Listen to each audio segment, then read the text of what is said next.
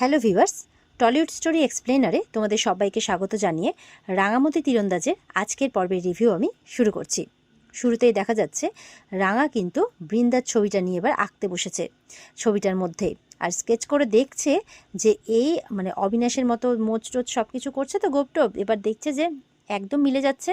তখন বুঝে যায় যে তার মানে বড় বউ দিদি হচ্ছে অবিনাশ। সেই অবিনাশ সেজে আমার নাকের ডগায় ছিল আর আমি তাকে চিনতে পারিনি। ওদিকে নিচে কিন্তু সবাই পুজোর অ্যারেঞ্জমেন্ট করতে ব্যস্ত, আর ওদিকে ময়না এসছে বুমকে নিয়ে যাবে, তার ছেলেকে এখানে রাখবে না, কারণ সাত্তকী নাকি বারণ করেছে। কখন রাঙা এসে কি করে বসে। তো এবার সাত্তকীর মা বলছে, এটা কি বলছো তুমি, কেন ওর পেছনে লাগছো? বুম তো কিছুতেই যেতে চাইছে না, হাত ছাড়ো বলে যাচ্ছে। তখন সবাই কিন্তু ময়নাকেই বকাবকি করছে, তোমার কি মাথা খারাপ হয়ে গেছে? রাঙা কি করবে? রাঙা কিচ্ছু করবে না। ইতিমধ্যে একলব্য আর অঙ্কুর আসে পুজোর বাজার করে। বলছে, কি হয়েছে, এখানে হাত ধরে টানাটানি করছো কেন বুমের? বলছে, আর বলিস না, সাত্তকী নাকি ওকে বলেছে এখানে ওকে রাখা যাবে না, রাঙা নাকি ওকে ক্ষতি করতে পারে, তাই জন্যে। বলছে, এখানে তো পাঞ্চালি মেয়েও আছে, তাই বলছে।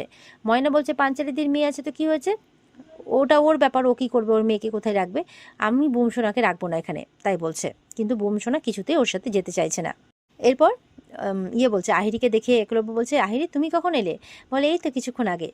আর মেজো বৌদিকে বলছে, মেজো বৌদি তুমি কোনো চিন্তা করো না, আমি গ্যারেন্টি নিচ্ছি রাঙা কোনো কিচ্ছু করবে না, আমি যাচ্ছি, গিয়ে রাঙাকে নিয়ে আসছি।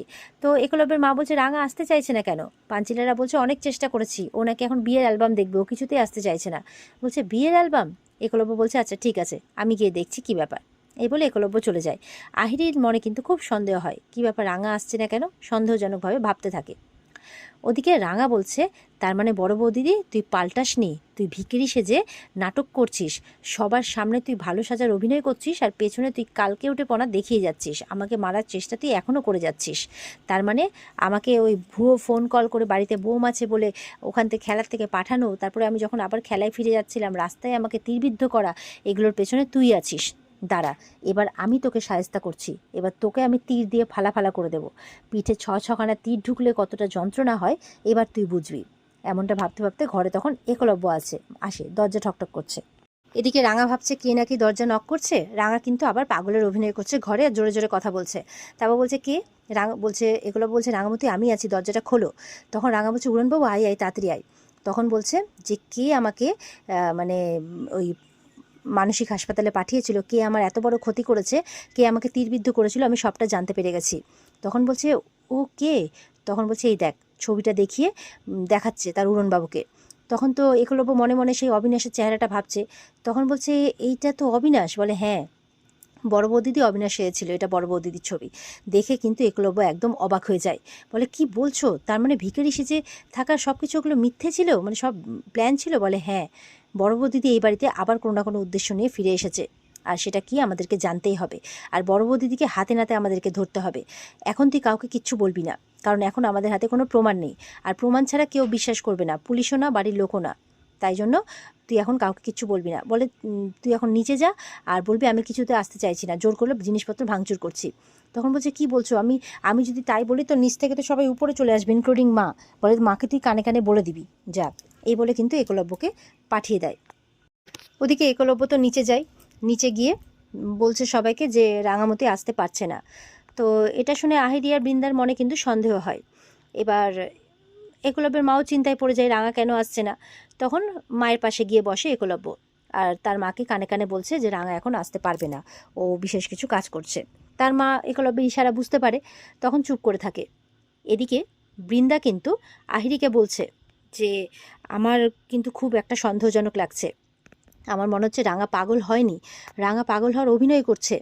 তখন আহিরি বলছে, না না, আমার মনে হচ্ছে এটা ওষুধেরই সাইড এফেক্ট, তুমি ভুল ধারণা করছো, আমার মনে হচ্ছে এটা সত্যিই হয়েছে, ওষুধের সাইড এফেক্টের জন্যই রাঙা এমনটা করছে।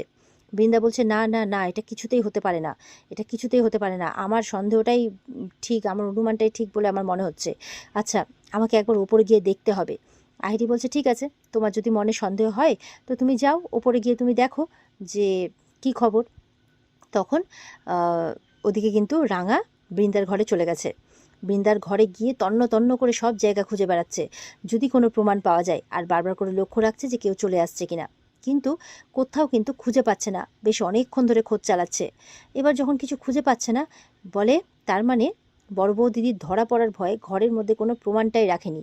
খুব চালাক, তোকে আমি খুব ভালো করে চিনি রে বড় বউ দিদি, দাঁড়া তোকে দেখাচ্ছি মজা।